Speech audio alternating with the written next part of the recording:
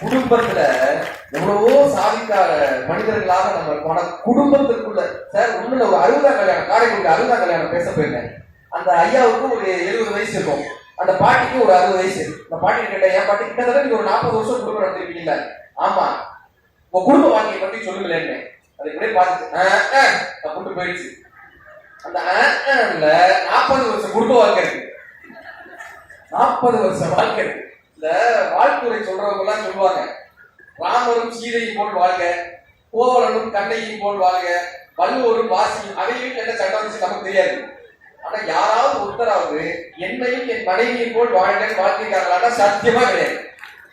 இன்னைக்கு சொல்லிட்டு போறேங்க, Men are from Mars, Women are from Venus ஒரு புத்தகம் இருக்கு, நீங்க படிச்சு பாருங்க. அதுல சொல்றாங்க, பெண்கள் வெள்ளி கிரகத்துல இருந்து வந்தவங்க, ஆண்கள் செவ்வாய் கிரகத்துல இருந்து வந்தவங்க. ஒரு ஆணை ஒரு பெண்ணால் புரிஞ்சுக்கவே முடியாது, ஒரு பெண்ணை ஒரு ஆணால் புரிஞ்சுக்கவே முடியாது. அப்ப என்னப்பா புரிஞ்சுக்கிறோம் கேட்டா, புரிஞ்சுக்கவே முடியாதுன்றத புரிஞ்சுக்கிட்டோம்னா வாழ்க்கை சக்சஸ். புரிஞ்சுக்கவே முடியாதுன்றத புரிஞ்சுக்கணும். இப்ப வள்ளுவர் வகுத்தாரு, இந்த கணவனுக்கும் மனைவிக்கும் இடையிலான உறவு எப்படிப்பட்ட உறவாக அப்பா இருமி இருமி சிரிக்கிறாங்க. அனுபவம். அதாவது ஒரு அம்மா மரண படுக்கையில இருக்கு, வீட்டுக்காரரை கூப்பிடுச்சு, ஏங்க நான் கல்யாணமாகி வந்தப்போ ஒரு பெட்டி எடுத்து வந்தேன்ல, நான் கூட உங்க கிட்ட அந்த பெட்டியை தரக்கூடாதுன்னு சொன்னேன், நீங்களும் திறக்கல. ஜென்டில் மேடா நீங்க 45 வருஷம் குடும்பம் நடத்திருக்கோம், ஜென்டில் மேடா நீங்க ஒரு தடவை கூட திறக்கல, இப்ப அதை தரங்க. இவர் வேகமா போய் அந்த பெட்டியை திறந்தாரு. உள்ள 2 பொம்மை இருந்துச்சு. என்னமா அது வயர் பொம்மை 2 இருக்கு, இது என்ன கேட்டாரு. இல்ல நான் கல்யாணமாகி வர்றப்ப எங்க அப்பா சொன்னாங்க, நீ வீட்டுக்காரர் திட்டப்படாது, ஏதாவது கோபம் இருந்துச்சுன்னா ஒரு வயர் பொம்மை செஞ்சு அதை திட்டுட்டாங்க, அதனால நான் இதை எடுத்துட்டு வந்தேன், இதை செஞ்சு போனேன். அவருக்கு ரொம்ப ஆச்சரியம். ஏன்னா இந்த கல்யாணமான 40 வருஷத்துல 2 தடவை தான் என் மேல கோவப்பட்டிருக்காரு. அந்த மாதிரி சொன்னாங்க. அப்படிலாம் இல்ல, பக்கத்துல ஒரு கவர் இருக்கு பாரு, இந்த கவருக்கு வந்து பார்த்தா 10 லட்சம் ரூபாய் பணம் இருந்துச்சு. நான் வயர் பொம்மை செஞ்சு செஞ்சு வித்துருவேன், ஒரு நாளைக்கு 15 பொம்மை வைப்பேன். இன்னைக்கு 10 லட்சம் ரூபாய் வந்து எடுத்து செலவு வச்சுக்கேன் இன்னைக்கு. அதனாலதான் ஜெயகாந்தன் கேட்டாரு, நாம் எல்லாம் வாழ்கிறோம், ஆனால் வாழ்கிறோமா? ஆனால் வாழ்கிறோமா? ஒவ்வொருவரும் 2 வகையான வாழ்க்கையை வாழ்கிறார்கள். ஒன்று அவர்கள் வாழ நினைத்த வாழ்க்கை, இன்னொன்று அவர்கள் வாழ்கின்ற வாழ்க்கை. அவர்கள் வாழ்கின்ற வாழ்க்கையை முடிச்சிருப்பார். இவன் தோட்டத்தில் புல்லும் இருக்கிறது, பனியும் இருக்கிறது, பனித்துளி செய்ய தெரியவில்லை. இவன் வானத்தில் வெயிலும் இருக்கிறது, மழையும் இருக்கிறது, வானவில் செய்ய தெரியவில்லை. இவன் கடலில் அலையும் இருக்கிறது, நுரையும் இருக்கிறது, கடந்து போக தெரியவில்லை. இவன் வாழ்க்கையில் இன்பமும் இருக்கிறது, துன்பமும் இருக்கிறது, வாழத்தான் தெரியவில்லைன்னு நாற்பத்துக்குமார் சொல்லியிருப்பார்.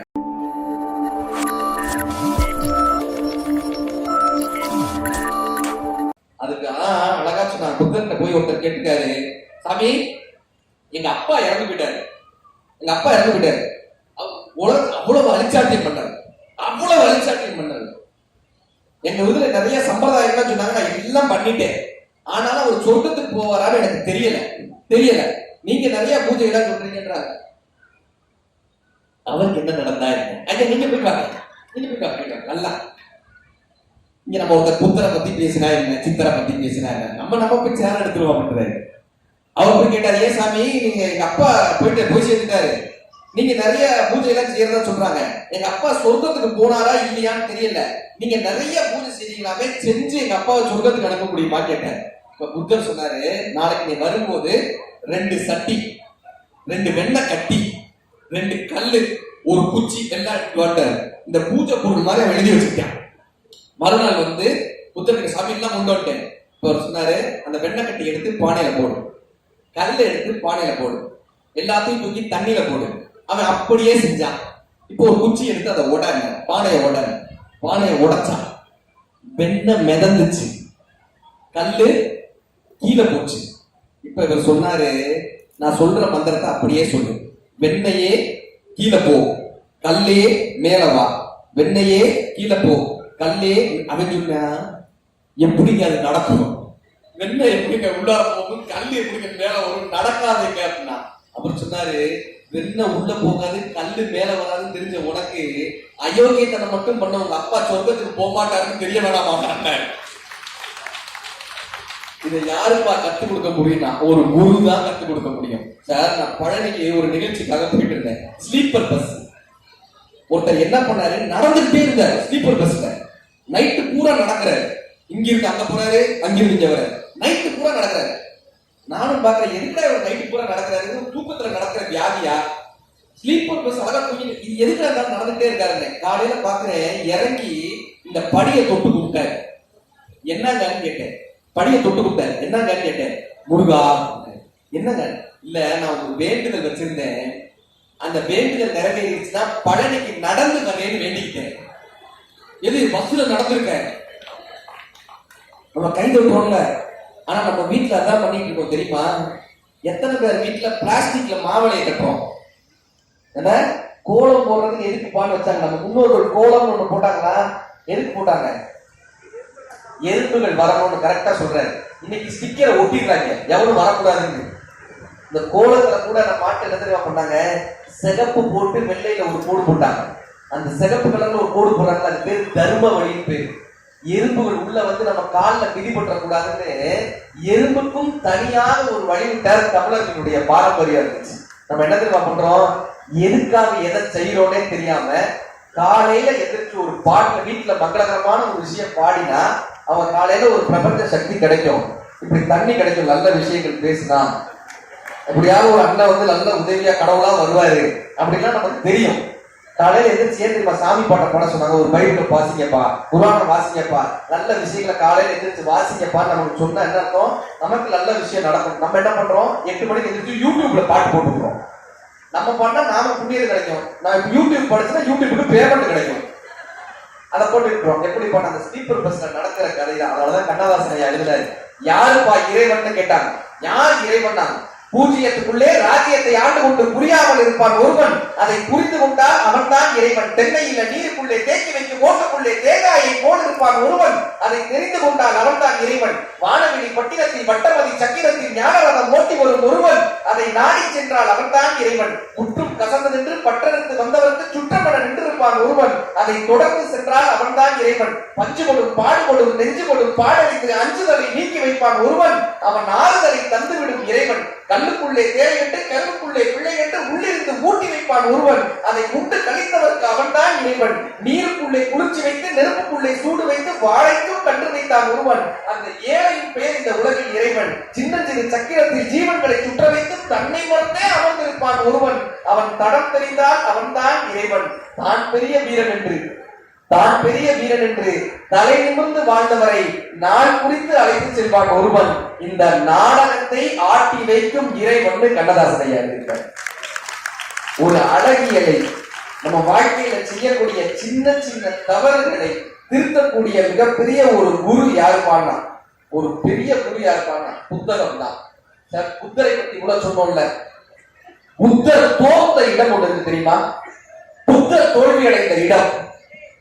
பின்னாடி அவர் ஞானம் பெற்ற பின்னாடி தன்னுடைய மனைவியை பார்க்க போற யசோதரா, அவங்க மனைவியினுடைய பேர் யசோதரா. தன்னுடைய மனைவியை பார்க்க போற அந்த யசோதரா கேட்கிறாங்க, ஏப்பா நீ பாட்டு நடு ராத்திரி என்ன தனியா விட்டுட்டு, ராகுலன்ற நம்ம பையனை விட்டுட்டு, இந்த பெரிய ராஜ்யத்தை விட்டுட்டு, அரசவையை விட்டுட்டு, வயதான உன்னுடைய அப்பாவை விட்டுட்டு, எல்லாரையும் விட்டுட்டு நீ பாட்டு கிளம்பி போயிட்டியே, கணவன் இல்லாத ஒரு பெண்ணினுடைய நிலைமை என்ன தெரியுமா? ஒரு ராஜ்யத்தில் கணவன் இல்லாமல் இருக்கக்கூடிய பெண் நடுச்சாலையில் துண்டாக இருக்கக்கூடிய மாமிசம் போல அத்தனை பறவைகளும் கொத்துவதற்காக காத்து கொண்டே இருந்தாங்க. நீ அப்படியே விட்டுட்டு போயிட்டியப்பா, ஏன் வீட்டுல இருந்தா உனக்கு ஞானம் கிடைக்காதான்னு கேட்டாங்க. புத்தர் தன்னுடைய தோல்வியை ஒத்துக்கொண்ட இடம் அதுதான். எனக்கு வீட்டில் இருந்திருந்தாலும் ஞானம் கிடைத்திருக்கும், எனக்கு அப்போது அது தெரியவில்லை. இன்றைக்கு வீட்டை அத்தனை போராட்டங்களோடு வளர்த்து கொண்டிருக்கக்கூடிய ஒவ்வொரு தாய்மார்களும், அத்தனை சிக்கல்களையும் தாண்டி கொண்டிருக்கக்கூடிய ஒவ்வொரு இல்லத்தரசிகளும், அத்தனை குழந்தைகளையும் அடுத்த தலைமுறையை வளர்த்து கொண்டிருக்கக்கூடிய குடும்ப தலைவிகளும் 1000 புத்தர்களுக்கு சமம். 1000 புத்தர்களுக்கு சமம். பாரதிய கொண்டாடுறோமே, செல்லம்மா பாரதி பட்ட வேதனை நமக்கு தெரியுமா? செல்லம்மா பாரதி சொல்றாங்க, இவர் சமாளிக்கவே முடியாது பாரதிய. அவரு ஒரு மிருக காட்சி சாலைக்கு போயிருக்காரு. சிங்கத்தை கூண்டுல அடைச்சு வச்சிருக்காங்க. நம்மால என்ன பண்ணிருக்காரு, கைய உள்ள விட்டு சிங்கத்தை பிடிச்சி இழுத்து, அதோட வாழை பிடிச்சி இழுத்து, நீ காட்டுக்கு ராஜா, நான் பாட்டுக்கு ராஜா, வா 2 பேரும் கை கொடுக்க போட்டிருக்காரு. செல்லம்மா பாரதி எழுதுறாங்க, நான் அப்பொழுது இறைவனிடம் வேண்டிக் கொண்டேன், அந்த சிங்கத்திற்காவது நல்ல புத்தியை கொடு இறைவான்னு நான் இறைவனிடம் வேண்டிக் கொண்டேன். நான் பாரதியை கொண்டாடுறோம் சார். அந்த செல்லம்மா பாரதி பட்ட வேதனை யாருக்கு தெரியும்? மகாத்மா காந்தி இருந்தார், கொள்கைக்காக நாட்டுக்காக இருந்தார். ஆனால் மகாத்மா காந்தியினுடைய மனைவியாக இருந்த கஸ்தூரிபாய் அம்மையாரினுடைய வேதனை யாருக்கு தெரியும்? அவர்கள் இழந்த வாழ்க்கை யாருக்கு தெரியும்? இல்லத்தரசிகள் அத்தனை பேரும் நினைப்பானா, இந்த வெளியே வரக்கூடிய தோசையை மட்டும் தான் நம்ம பார்க்கிறோம். இந்த தோசை கல்லு உங்களுக்கு தெரியுமா? அத்தனை சூட்டையில் தாங்கி கொண்டிருக்கக்கூடிய தியாகிகளாக இன்றைய இல்லத்தரசிகள் இருக்காங்க. இதை நாமுத்துக்குமார் எழுதியிருப்பார், தூர்னு ஒரு கவிதை. இந்த வழியை இந்த கவிதைகளால் மட்டும்தான் கடத்த முடியும். தூர்னு ஒரு கவிதை. வேப்பம்பூ மிதக்கும் எங்கள் வீட்டு கிணற்றில், வேப்பம்பூ மிதக்கும் எங்கள் வீட்டு கிணற்றில் வருடத்துக்கு ஒரு முறை தூர்வாரும் உற்சவம் நடக்கும். குச்சி, கரண்டி, ராட்டினம், வேலைக்காரி திருடியதாய் நினைத்த வெள்ளி டம்பளர், ஆள் கிணற்றுக்குள் அப்பா இறங்க இறங்க அதிசயங்கள் மேலே வரும். ஆள் கிணற்றுக்குள் அப்பா இறங்க இறங்க அதிசயங்கள் மேலே வரும். சேருடா சேரு என்று அம்மா அரட்டுவார். இருந்தாலும் சந்தோஷம் கிடைக்க யாருக்கு மனசு வரும்? தலை சொட்ட சொட்ட படை வென்ற வீரனாய் அப்பா மேலே வருவார். இன்று வரை அம்மா சுவற்றுக்கு பின்னால் இருந்துதான் அப்பாவோடு பேசுகிறார். அப்பாவும் மறந்தே போனார், தன் மனதுக்குள் தூர் எடுக்கன்னு சொன்னார். குடும்பத்துல எவ்வளவோ சாதிக்கார மனிதர்களாக நம்ம போன குடும்பத்திற்குள்ள சார் ஒண்ணுல ஒரு 60ஆம் கல்யாணம், காரைக்குடி 60ஆம் கல்யாணம் பேச போயிருந்தேன். அந்த ஐயாவுக்கு ஒரு 70 வயசு இருக்கும், அந்த பாட்டிக்கு ஒரு 60 வயசு. அந்த பாட்டி கேட்டேன், என் பாட்டி கிட்டத்தட்ட நீங்க ஒரு 40 வருஷம் குடும்பம் நடத்திருக்கீங்களா? ஆமா. உங்க குடும்ப வாழ்க்கையை பத்தி சொல்லுங்களேன்னு அதை கூட பார்த்துட்டு கூட்டு போயிடுச்சு. அந்த 40 வருஷம் குடும்ப வாழ்க்கை இருக்கு, 40 வருஷம் வாழ்க்கை இருக்கு. இந்த வாழ்த்துறை சொல்றவங்க எல்லாம் சொல்லுவாங்க, ராமரும் சீதையும் போல் வாழ்க, கோவலனும் கண்ணையும் போல் வாழ்க, வள்ளுவரும் வாசியும். அவையும் என்ன சட்டம் நமக்கு தெரியாது. ஆனா யாராவது ஒருத்தராவது என்னையும் என் மனைவியும் போல் வாழ்க்கை வாழ்க்கைக்காரங்களா? சத்தியமா கிடையாது.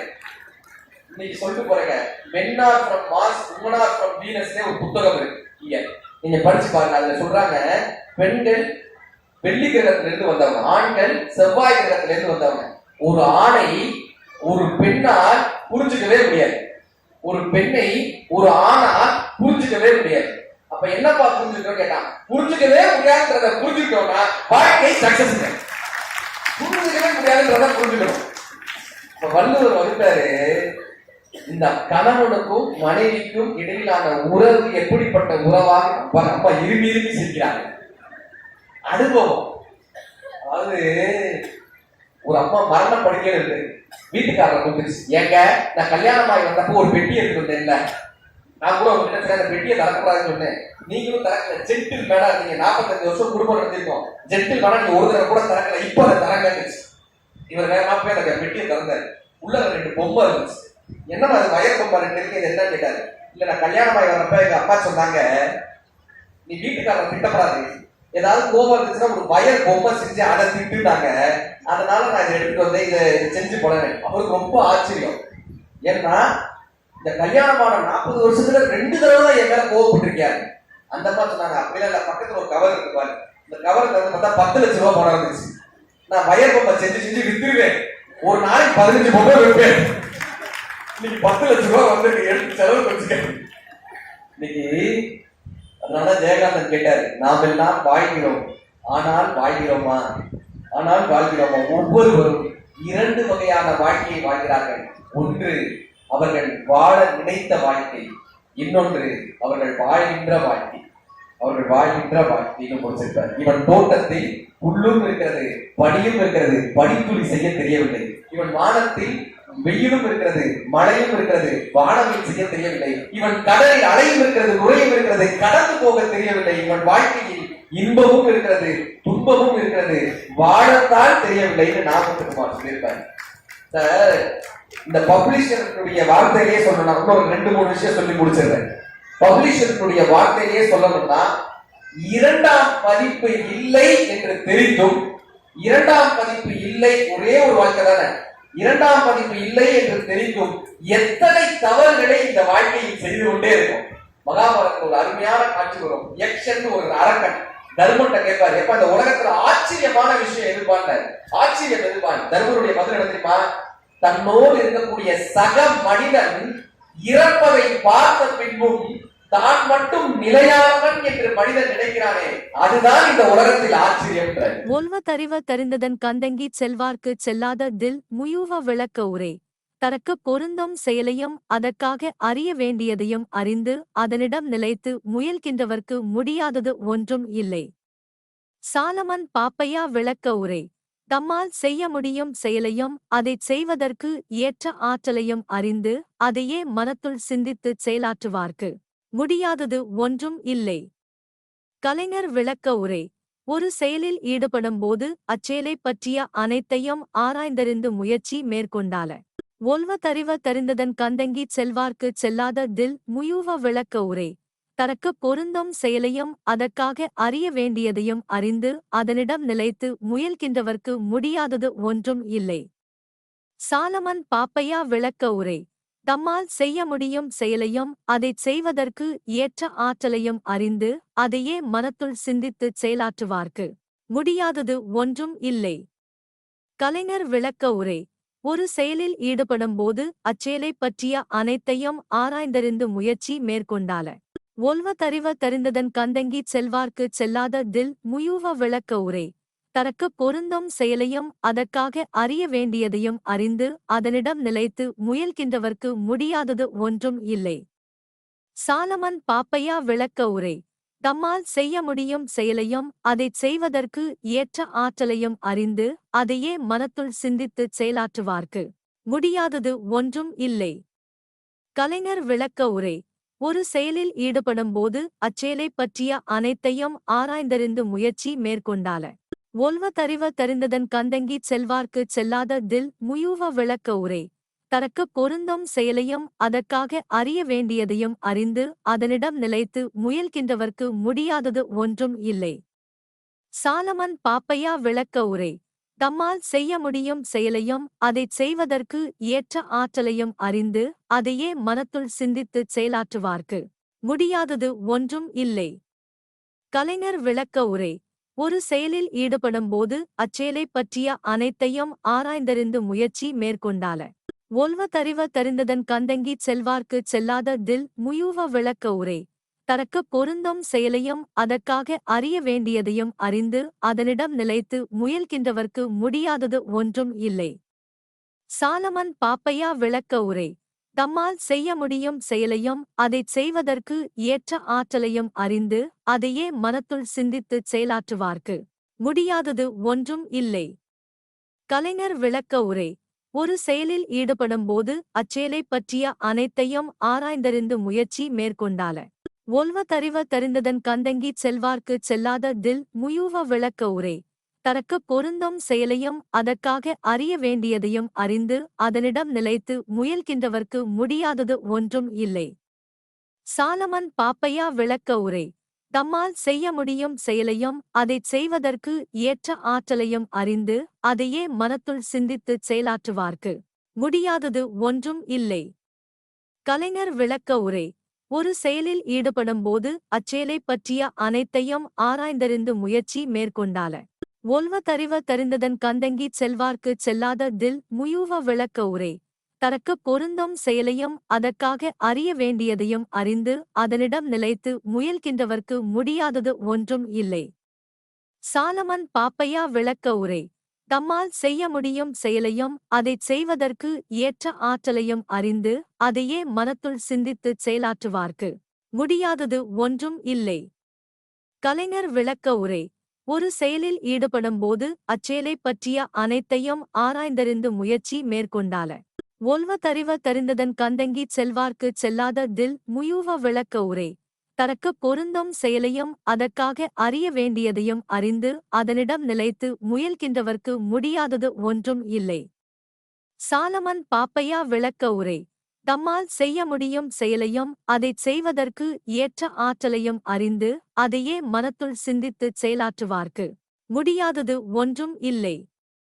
கலைஞர் விளக்க உரை ஒரு செயலில் ஈடுபடும்போது அச்செயலைப் பற்றிய அனைத்தையும் ஆராய்ந்தறிந்து முயற்சி மேற்கொண்டால ஒல்வதறிவ தெரிந்ததன் கந்தங்கி செல்வார்க்கு செல்லாத தில் முயூவ விளக்க உரை தனக்கு பொருந்தும் செயலையும் அதற்காக அறிய வேண்டியதையும் அறிந்து அதனிடம் நிலைத்து முயல்கின்றவர்க்கு முடியாதது ஒன்றும் இல்லை. சாலமன் பாப்பையா விளக்க உரை. தம்மால் செய்ய முடியும் செயலையும் அதைச் செய்வதற்கு ஏற்ற ஆற்றலையும் அறிந்து அதையே மனத்துள் சிந்தித்துச் செயலாற்றுவார்க்கு முடியாதது ஒன்றும் இல்லை. கலைஞர் விளக்க உரை.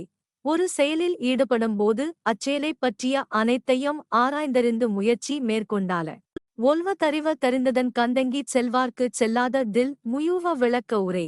தனக்கு பொருந்தும் செயலையும் அதற்காக அறிய வேண்டியதையும் அறிந்து அதனிடம் நிலைத்து முயல்கின்றவர்க்கு முடியாதது ஒன்றும் இல்லை.